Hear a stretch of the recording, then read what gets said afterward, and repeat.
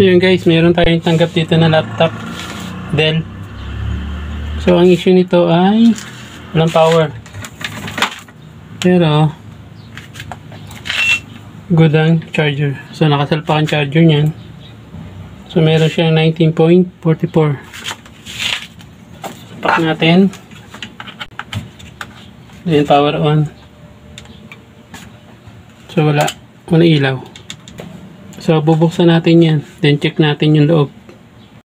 So yan, binuksan na natin yung cover niyan. So nag visual check tayo dyan, tapos nag voltage measure din tayo. Hindi ko lang na videohan. So fully shorted po yung board natin. So iti-trace natin kung saan banda dyan yung shorted nya. So yun guys, nakita na natin yung shorted SMD capacitor. So lumipad na. Ito pala ito. Yan. So yan. Yan yung shorted. So tinanggal natin. So yan. So try natin. Salpak na yung charger nyo. Try lang natin saglit.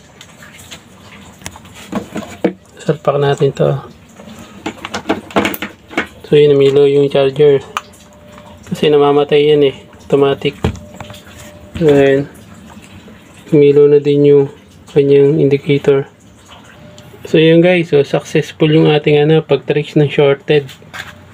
So yan, naka-power on nyo na. Ayan na. Hindi ko pa totally na-fix yan. Wala pa yung keyboard. Tsaka yung isang RAM. Pero working na to.